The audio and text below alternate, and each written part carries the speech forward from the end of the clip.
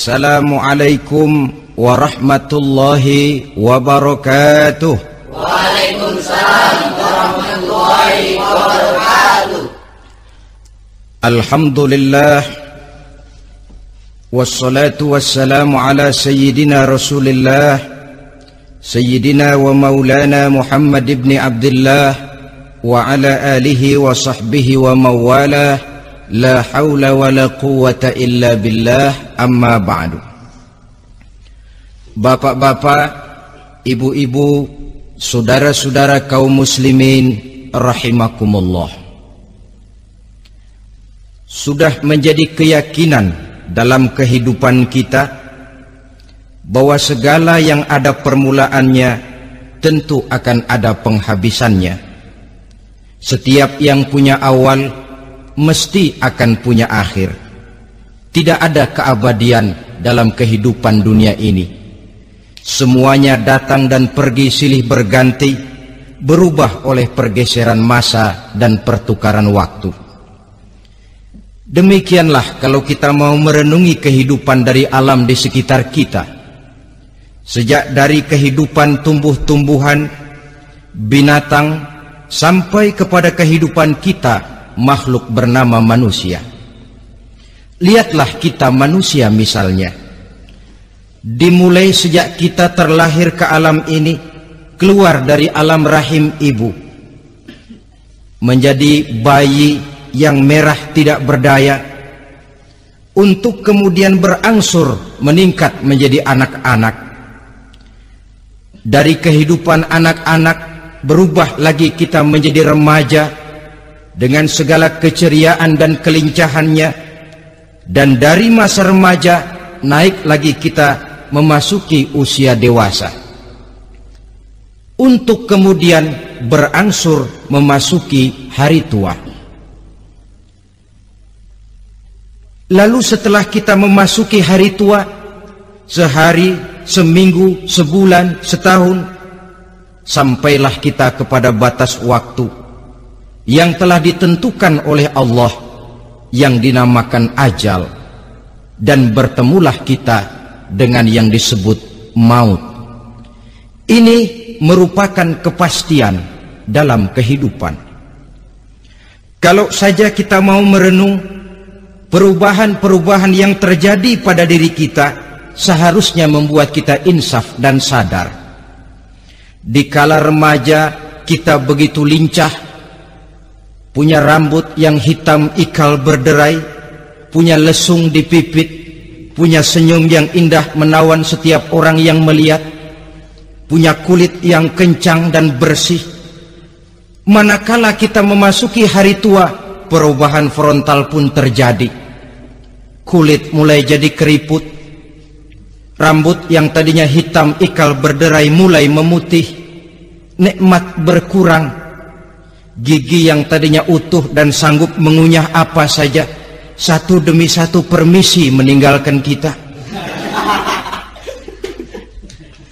Sangat boleh jadi dikala remaja kita senyum semua orang terpikat, dikala hari tua dengan kulit yang keriput dan gigi yang tidak ada lagi, manakala kita senyum mungkin orang bakal lari dari sekitar kita. Kemana keindahan yang tadinya begitu menawan? Kemana senyum lesung pipit yang tadinya menarik perhatian orang? Pergi meninggalkan kita, berubah oleh pergeseran masa dan pertukaran waktu. Nah, bila maut datang menjemput kita, selesailah kehidupan sampai di situ? Ternyata belum. Kalau lahir merupakan perpindahan hidup dari alam rahim ke alam dunia, maka mati hakikatnya merupakan perpindahan hidup dari alam dunia ini ke alam kehidupan yang berikutnya, yang dinamakan dengan alam barzah. Andai kata hidup cuma sekali, secara moral kita sanggup berkata, alangkah tidak adilnya Tuhan. Kenapa? Dalam kehidupan ini kan aneka ragam terjadi. Ada orang yang zolim, ada orang yang dizolimi. Ada orang yang membunuh, ada orang yang terbunuh. Ada orang yang kaya, ada orang yang miskin. ada orang yang jujur, ada orang yang menghalalkan segala cara, sehingga banyak ketidakadilan yang terlepas daripada pengadilan dunia. Lalu orang pun bilang, di dunia ini katanya banyak pengadilan tapi sulit keadilan. Di dunia ini mudah mencari pengadilan tapi sulit untuk mencari ketidakadilan. Andai kata hidup cuma sekali, tidak akan ada hidup sesudah hidup yang sekarang ini. Bagaimanakah nasib mereka yang lepas dari pengadilan dunia ini? Alangkah tidak adilnya Allah andai kata tidak ada kehidupan sesudah hidup yang sekarang. Tentulah akan terjadi di mana orang menghalalkan segala macam cara untuk mencapai tujuan. Yang penting kan saya kaya, yang penting kan saya punya jabatan dan kedudukan tinggi. Kalau perlu jilat atas, jilat atas. Kalau perlu sikut kiri kanan, sikut kiri kanan. Kalau perlu injak bawah, injak yang bawah. Ini prinsip daripada orang-orang komunis, dan pantas karena mereka tidak percaya kepada kiamat, pantas karena mereka tidak percaya akan adanya kehidupan sesudah hidup yang sekarang ini. Maka saya menghimbau kepada seluruhnya, kita sudah kadung menyepakati negara ini berdasarkan Pancasila. Kita sudah kadung konsensus bahwa PKI dengan seluruh ajarannya tidak punya hak hidup di bumi Pancasila yang kita cintai ini. Maka salah satu ajaran PKI tujuan menghalalkan cara. Kita orang Indonesia yang berbudi pekerti luhur, yang punya nilai budaya tinggi, janganlah sampai mencaci PKI, membubarkan PKI, mengutuhkan PKI, tapi dalam kehidupan sehari-hari prakteknya prinsip komunis kita pakai. Apa itu? Tujuan menghalalkan cara.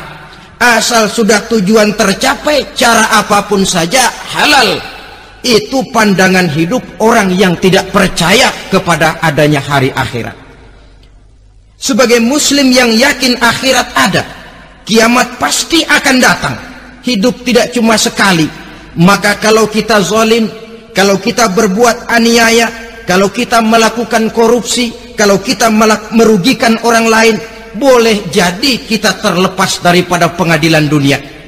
Tapi ingatlah, kita tidak akan pernah lepas dari pengadilan Allah, pengadilan Qadhi Rabbul Jalil, di mana kita akan diadili dengan seadil-adilnya, dan tidak satu perbuatan yang bersifat salah, yang bagaimanapun kecilnya, yang akan lepas dari pengadilan di akhirat itu nanti.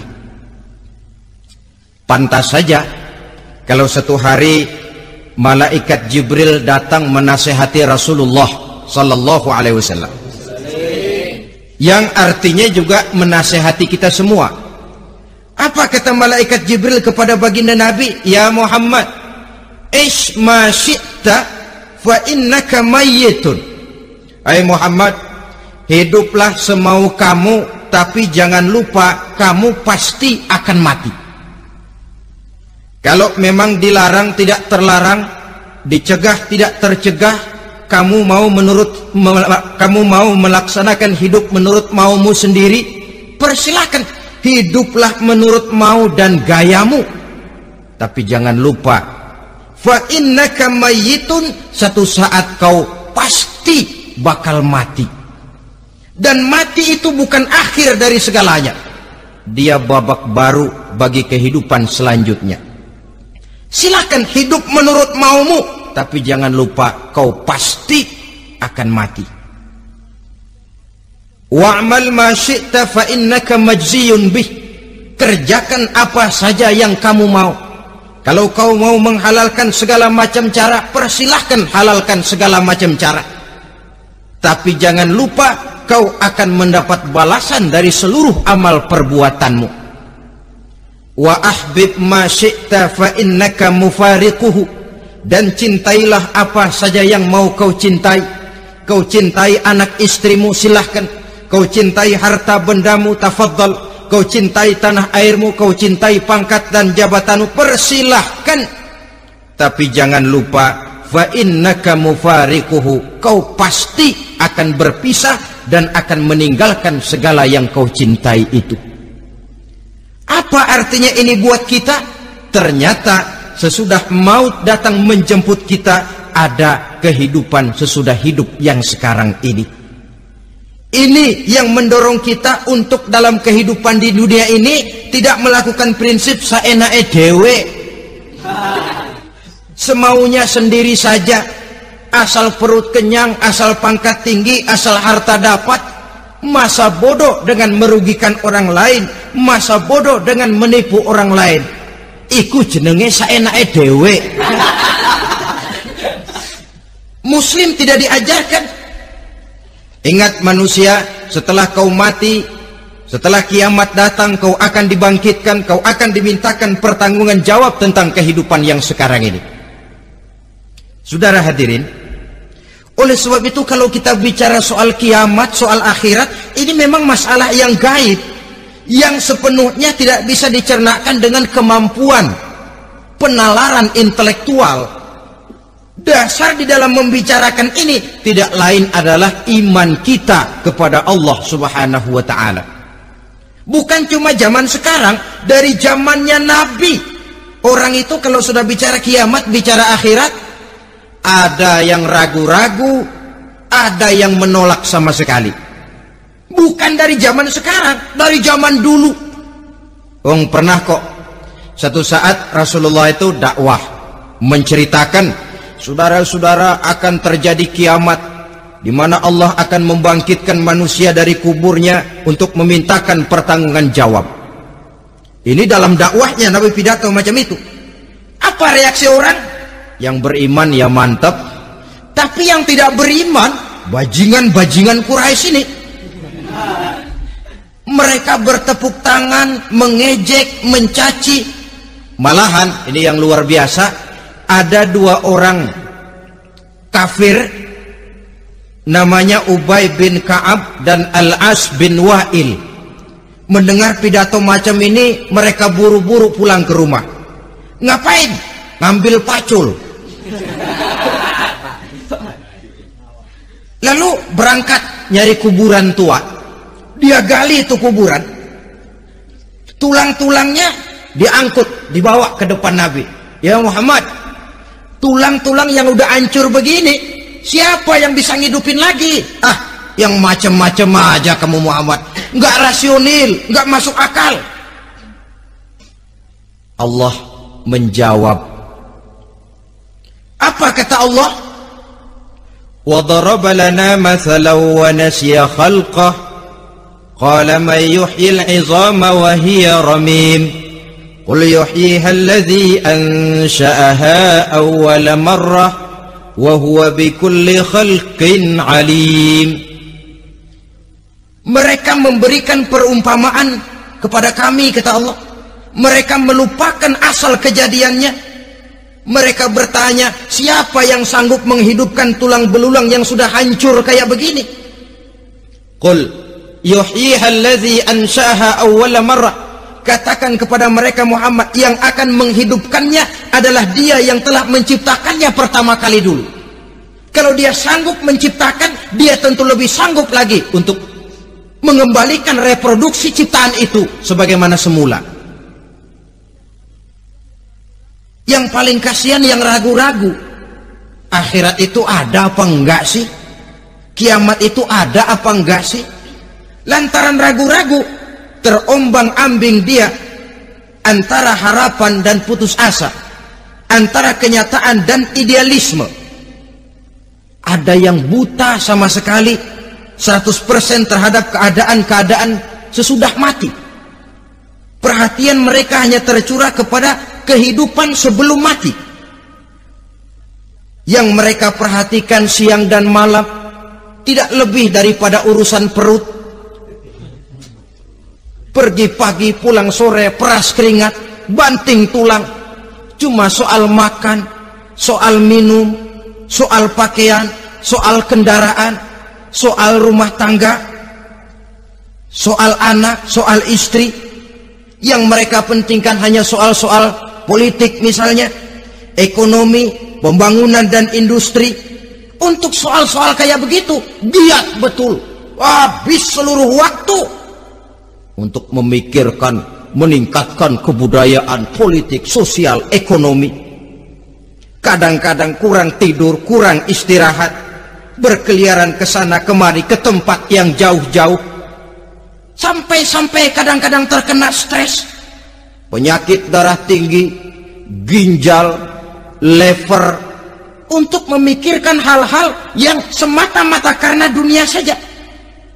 Lantas boleh jadi mereka mendapatkan kekayaan yang berlimpah ruah, mendapatkan kedudukan yang tinggi, nama yang semerbak, dikenal orang di barat dan di timur, di utara dan di selatan. Tetapi alangkah kecewanya mereka jikalau datang ajal menjemput nyawa, mati mereka, meninggalkan harta yang banyak, nama yang masyhur. Mereka disebut dengan jasa-jasanya. Radio memberitakan, TV menyiarkan, koran-koran memuat. Bahkan nama mereka kadang-kadang dikenang 2-3 tahun setelah wafatnya. Tetapi dalam pada itu, roh mereka merintih, mengeluh, menderita, karena dilemparkan oleh Allah ke tempat-tempat yang kotor, penyesalan yang sudah tidak akan ada gunanya lagi. Saudara-saudara kaum muslimin rahimakumullah, oleh karena itu kehidupan akhirat bukanlah dongeng dan takhayul, bukan khurafat dan khayalan. Kehidupan akhirat, hari kiamat adalah kebenaran dan kepastian. Dalam surah Al-Hajj ayat ke-7, Allah Subhanahu wa taala menyatakan, wa anna as-sa'ata atiyatun la raiba fiha wa anna Allah yab'atsu man fil qubur, dan bahwasanya kiamat itu sesungguhnya adalah sesuatu yang pasti dan tidak ada keraguan-raguan lagi di dalamnya, dan bahwasanya Allah sungguh-sungguh akan membangkitkan manusia dari kuburnya masing-masing. Nah, kalau kita sudah yakin kiamat sesuatu yang pasti adanya, akhirat sesuatu yang pasti adanya, dari mana pembicaraan tentang kiamat ini kita mulai? Tentu dari diri kita. Marilah kita mencoba melihat proses perjalanan hidup ini sampai kita memasuki kiamat. Hadirin, tidak ada makhluk secantik manusia. Tidak percaya, pernah ke Ragunan?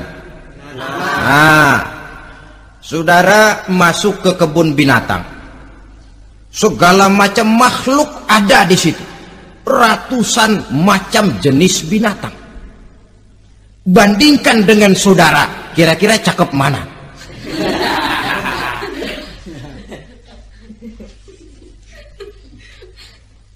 Dari seluruh makhluk yang diciptakan Allah itu, manusia fi ahsani taqwim, dalam bentuk yang paling sempurna, sejak susunan biologis sampai kemampuan berpikir. Biologis kita, ya Allah, diciptakan kita begini rupa, diberikan 2 kaki untuk berjalan, 2 tangan untuk bekerja, diberikan 2 mata, dua-duanya di depan. Pernah saudara mikir kalau mata kita yang satu di depan, yang satu di belakang? Ah, rasanya nggak laku kacamata itu.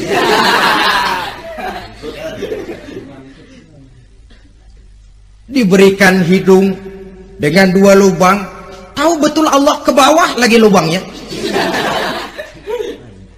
Coba pikir kalau lubang hidung kita menghadap ke atas, aduh, kalau musim hujan repot jagain hidung. Laqad khalaqnal insana fi ahsani taqwim. Sungguh telah kami ciptakan manusia dalam bentuk kejadian yang paling sempurna ketimbang makhluk-makhluk Allah lainnya. Nah, kesempurnaan manusia ini oleh karena hidupnya terdiri dari 2 unsur pokok. Pertama unsur jasmani dan kedua unsur rohani, jasad dan roh. Jasad yang terlihat sekarang ini, potongan saudara yang ngejedok di depan saya ini jasad saudara. Ini yang berasal dari saripati makanan yang dimakan oleh bapak ibu kita. Lalu hasil kerjasama yang baik antara ibu dengan bapak,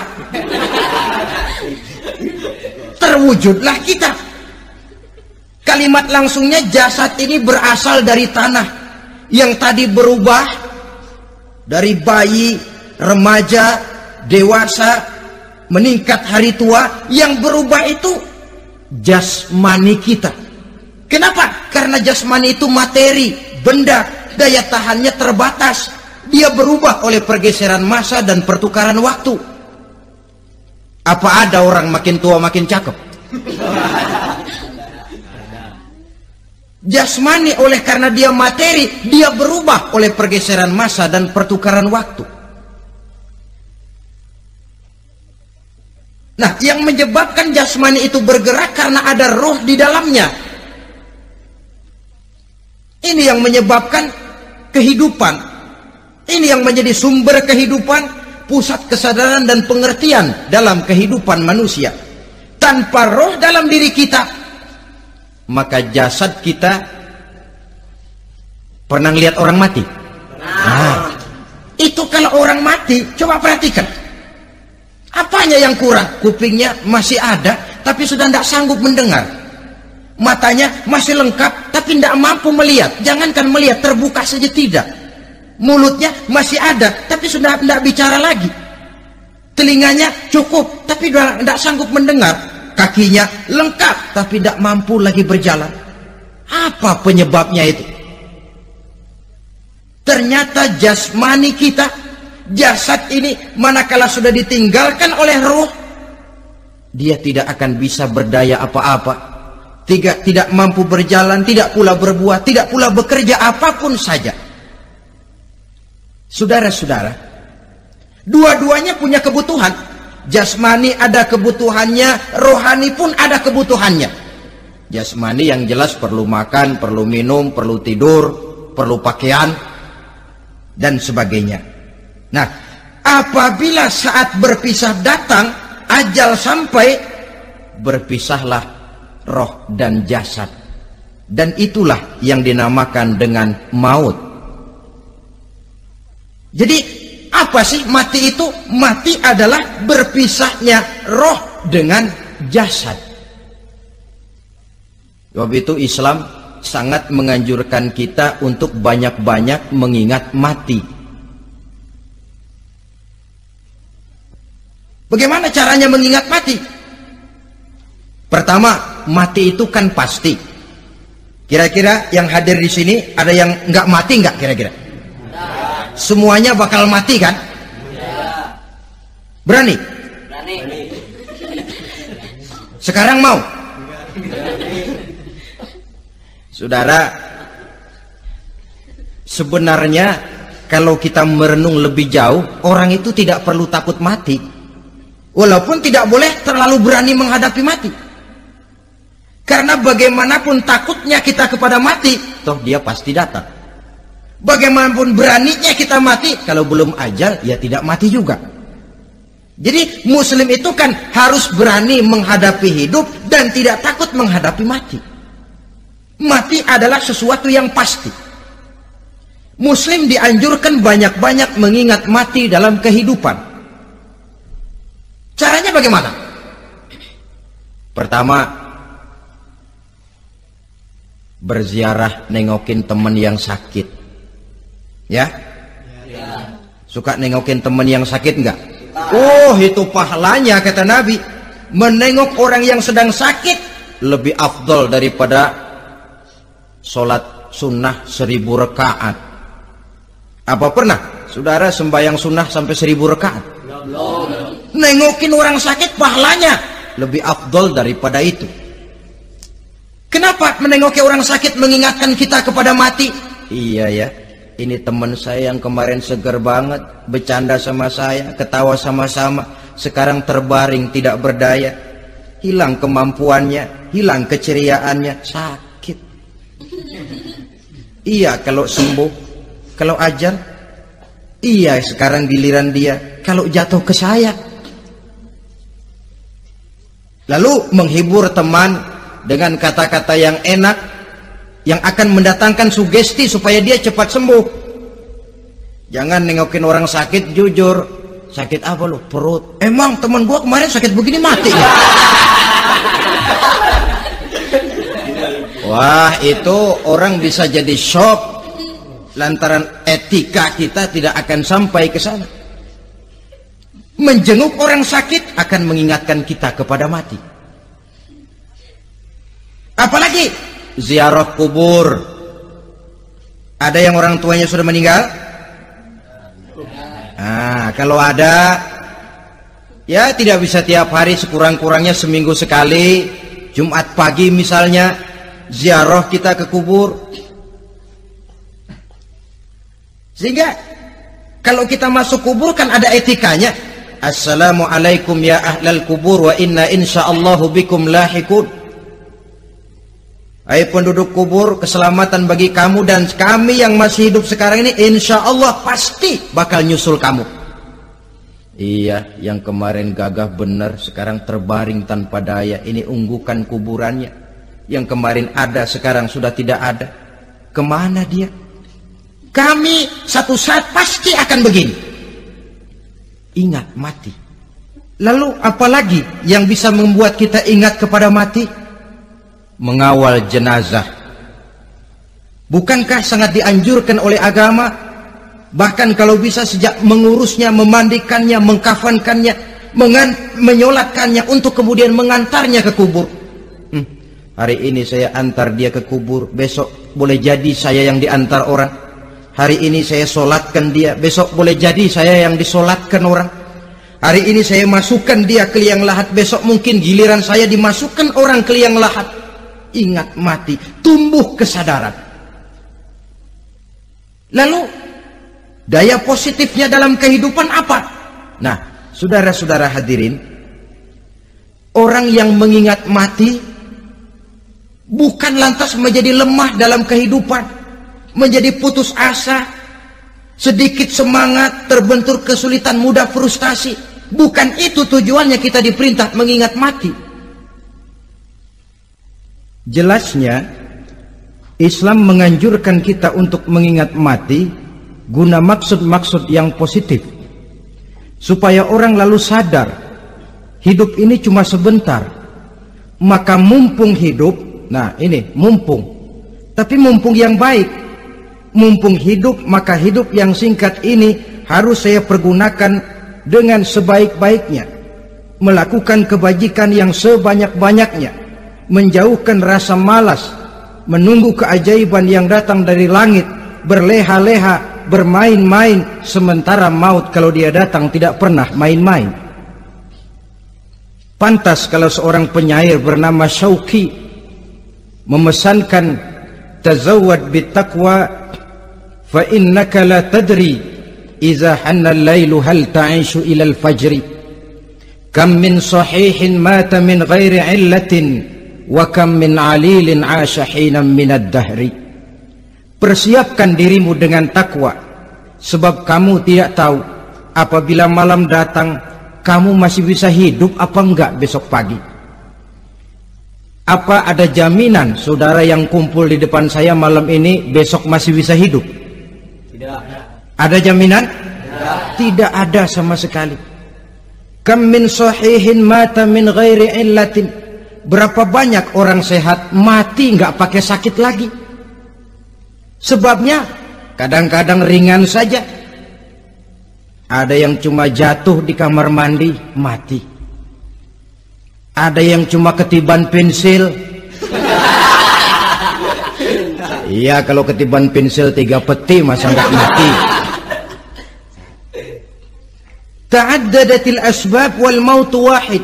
Sebabnya boleh jadi macam-macam, tapi mati satu juga, yaitu mati. Dia seperti kelapa yang terlalu tua jatuh ke bawah, yang kembang baru keluar pun jatuh ke bawah. Itulah mati. Dia datang menjemput yang bayi, dia datang mengambil yang anak-anak, dia datang juga kepada yang remaja, kepada yang dewasa, kepada yang tua sekalipun. Jangan yang remaja lalu berpikir, gua rasanya masih jauh banget mau mati. Ini sesuatu yang pasti yang kita tidak pernah diberitahu kapannya. Kalau dikasih tahu kapannya kan kita bisa, umpama malaikat maut datang ke rumah saya, saudara Zainuddin kau mati 80 tahun lagi. Wah, saya kan berhitung, masih lama, poya-poya aja dulu Tapi ini tidak pernah diberitahu kepada kita.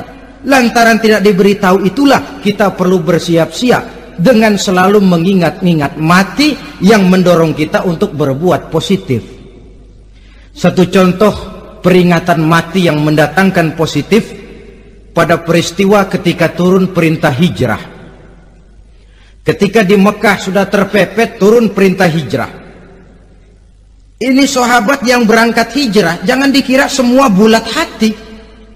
Ada yang mikir, kalau saya hijrah berangkat dari Mekah ke Madinah, nanti di tengah jalan dicegat oleh kafir Quraisy lalu dibunuh, mati saya. Takut mati. Allah peringatkan, kullu nafsin za'iqatul maut. Kamu disuruh hijrah saja takut mati, padahal kamu tahu semua yang hidup bakalan mati. Diam saja di Mekah mati, hijrah ke Madinah pun akan mati. Mendengar ayat ini, Sayyidina Umar bin Khattab seperti dibakar semangatnya. Kalau sebagian sahabat hijrah sembunyi-sembunyi, beliau mau hijrah itu malah bajingan Quraisy dikumpulkan ke Ka'bah. Pidato, ya ma'syara Quraisy, dedengkot Quraisy, dengerin. Besok pagi yang namanya Umar bin Khattab mau hijrah dari Mekah ke Madinah. Siapa yang kepengen kepalanya berpisah dengan badannya, persilahkan cegat Umar di jalanan. Besok dengan tenang dia berangkat hijrah, gak ada yang berani nyegat. Tuh Quraisy juga barangkali mikir, gue ngapain nyegat penyakit. Begitu ingat mati, timbul semangat juang, timbul semangat berbuat. Ini ingat mati yang positif, bukan yang melemahkan semangat. Dah jangan kerja rajin-rajin dah, lu bakalan mati. Ini ingat mati yang salah pasang. Ingat mati seharusnya mendorong manusia untuk berbuat lebih tekun. Allah memberikan peringatan, qul innal mauta allazi tafirruna minhu fa innahu mulaqikum. Katakan, maut yang kamu akan melarikan diri daripadanya, yang kamu takuti benar dia pasti akan datang menjemput kamu. Saudara-saudara hadirin yang saya hormati, datangnya memang tidak kita harapkan yang namanya maut, tapi sekali dia datang tidak ada pintu tempat kita lari. Dia memang tidak pernah kita undang, tapi sekali dia datang mengetok pintu, kekuatan apa yang bisa menolak? Dia sebuah tanda seru dalam kehidupan. Apa yang menyebabkan orang takut mati? Pertama barangkali karena dia tidak tahu bagaimana kehidupan sesudah mati. Alam kubur gelap, alam akhirat gelap, sehingga dia bingung. Lantaran bingung lalu jadi takut. Yang kedua boleh jadi oleh bayangan-bayangan dosa yang pernah dia kerjakan di dunia ini. Kerjanya cuma menumpuk dosa. Dia gembira, bahagia, tertawa di atas tumpukan dosanya. Merasa segan berpisah dengan seluruh kehidupan ini, sehingga boleh jadi maut adalah sesuatu yang ditakutkannya benar dalam kehidupan. Tapi bagaimanapun takutnya, tidak ada tempat lari dari dia. Dalam ayat lain Allah jelaskan, ainama takunu yudrikumul mautu walau kuntum fi burujim musayyadah.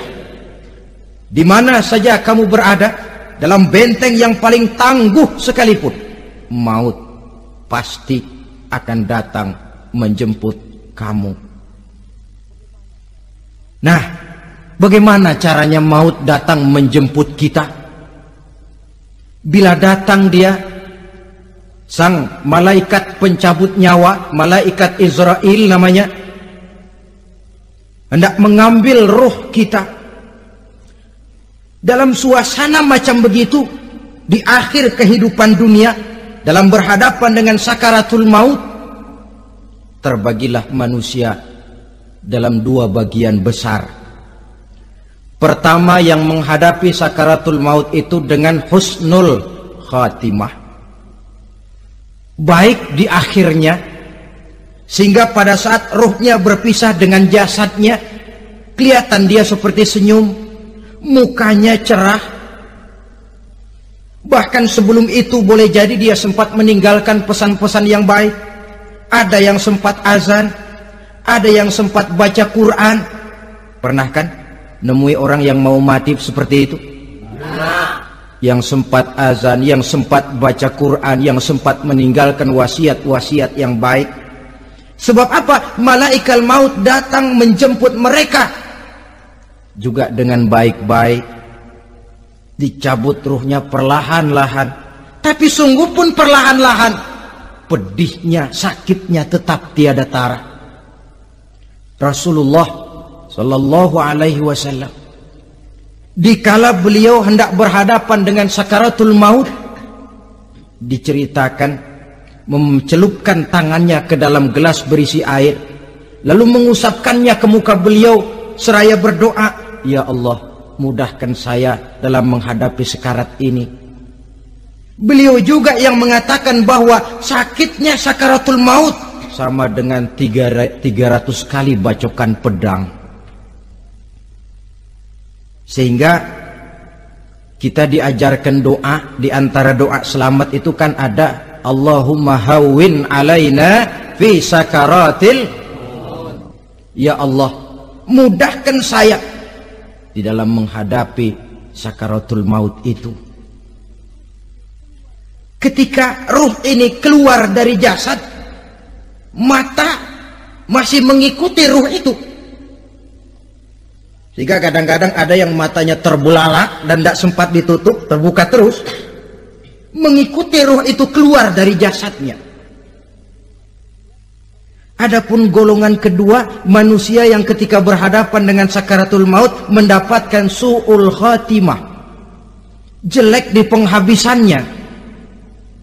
Sekaratnya sudah setengah mati, lalu jelek juga di akhirnya, mati dalam keadaan yang tidak baik, tidak terpuji.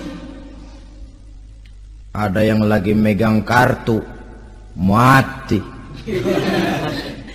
Ada yang lagi di tempat ngadu ayam, mati. Ada yang lagi di tempat pelacuran, mati. Ada yang lagi megang botol minuman keras, mati.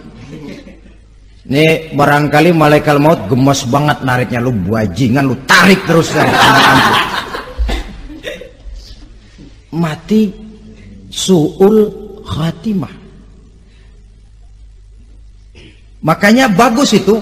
Kadang-kadang di majelis-majelis taklim kan sering dibaca, ya Allah biha, ya Allah biha, ya Allah bihusnil khatimah. Kan ada itu? Ada enggak? Saudara hadirin, mohon agar oleh Allah kita diberikan husnul khatimah, baik di saat ruh akan berpisah dengan jasad. Ini sesuatu yang pasti. Sang malaikat maut datang menjemput nyawa. Setelah ruh berpisah dari badan, maka tinggallah sang badan, ditangisi oleh semua yang kita tinggalkan.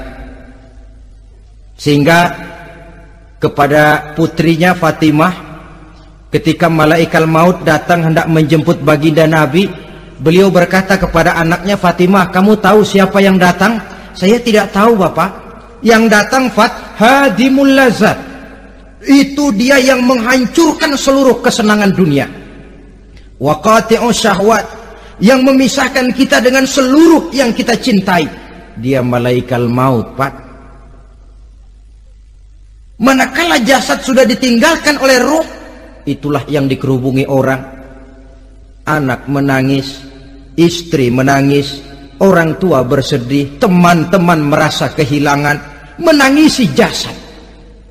Diuruslah jasad kita, dimandikan sebagaimana mestinya, dikafankan dengan kain putih 3 lembar, itu yang hendak kita bawa kembali ke tempat asal kita. Pakaian sutra, jas yang mereknya Switzerland wool, kain yang Samarinda, sepatu yang Belly atau Beltoni, jam tangan yang Rolex, kendaraan yang serba mewah. Tidak ada yang menyertai kita. Kain putih 3 lembar itu saja lagi. Demi setelah dikafankan, dibujurkan kita menghadap ke arah kiblat, orang banyak pun datang menyolatkan kita dengan 4 takbir, diiringi dengan doa. Lalu upacara pelepasan, berangkat kita meninggalkan anak, istri, suami, kampung halaman, tanah air, bahkan alam dunia ini. Selamat tinggal alam dan seluruh isinya. Tinggallah yang tinggal. Saya akan kembali ke tempat asal dari mana saya datang, untuk kembali mempertanggungjawabkan seluruh perbuatan saya dalam kehidupan ini. Manakala upacara pelepasan selesailah sudah, dimasukkan kita ke keranda jenazah, digotong orang, bismillah wa ala millati rasulillah, dibawa ke tempat peristirahatan terakhir katanya. Padahal dulu kalau mau kita istirahat, ke villa lah kita, ke Bali lah kita, ke Hong Kong lah kita, ke tempat-tempat tamasya yang indah. Oh, rupanya akan sampai juga perjalanan menuju tempat peristirahatan terakhir yang luasnya tidak akan lebih dari 2 kali 1 meter. Diusung orang kita, diantarkan orang banyak.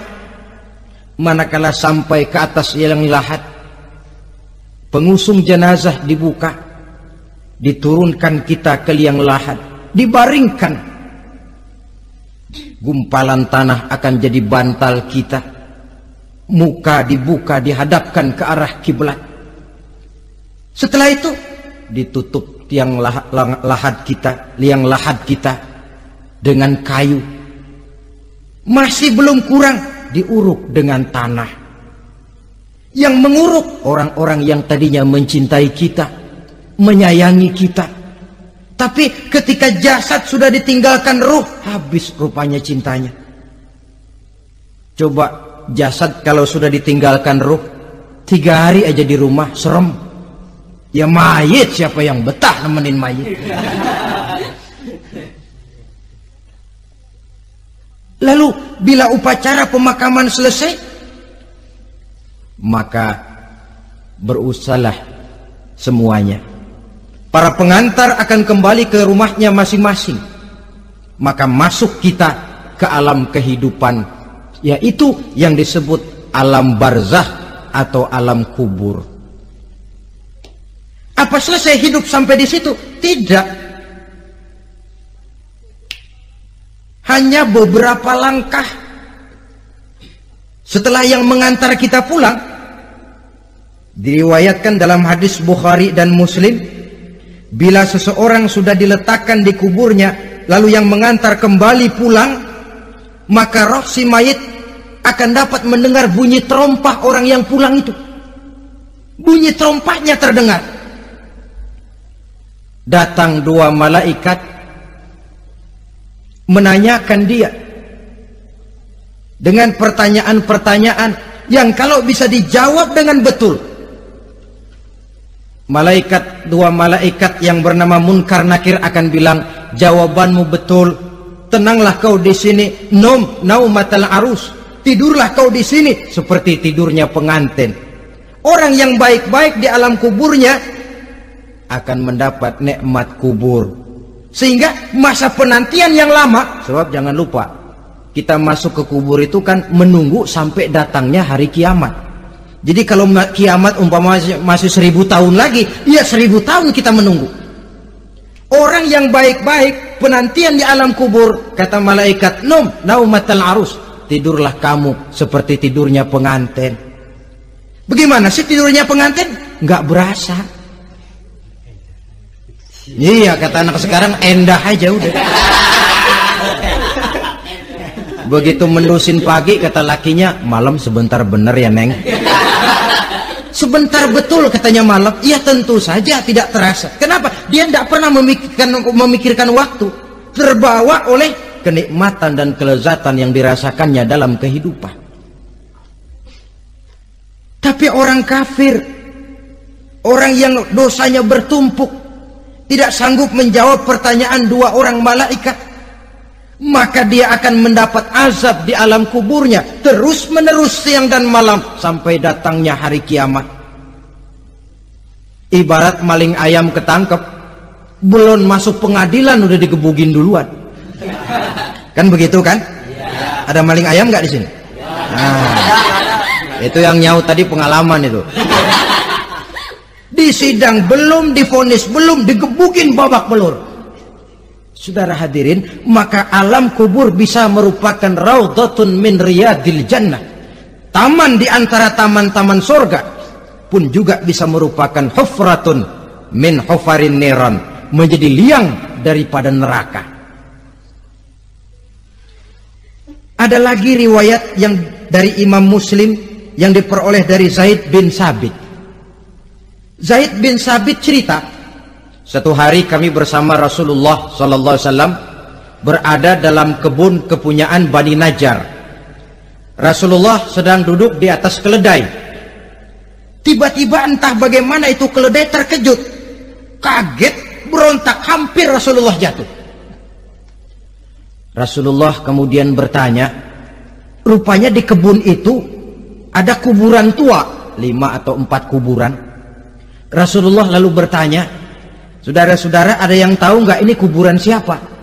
Nggak ada ya Rasulullah. Memang kenapa?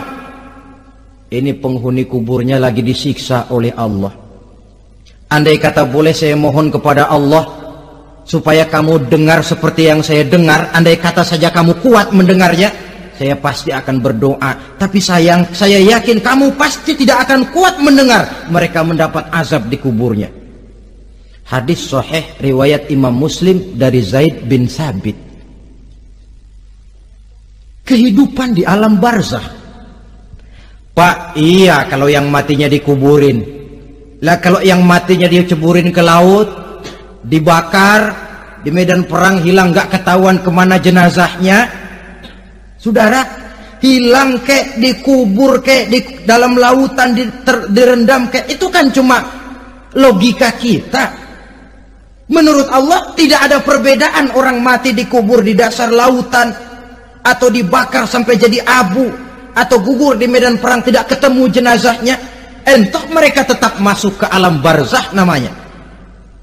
Jasad boleh hancur, tapi roh sebagai sumber kehidupan, pusat kesadaran dan pengertian, dia tetap ada, mengalami kebahagiaan dan kegembiraan atau mengalami kepedihan dan penderitaan, bergantung kepada amalan yang kita lakukan dalam kehidupan di dunia ini.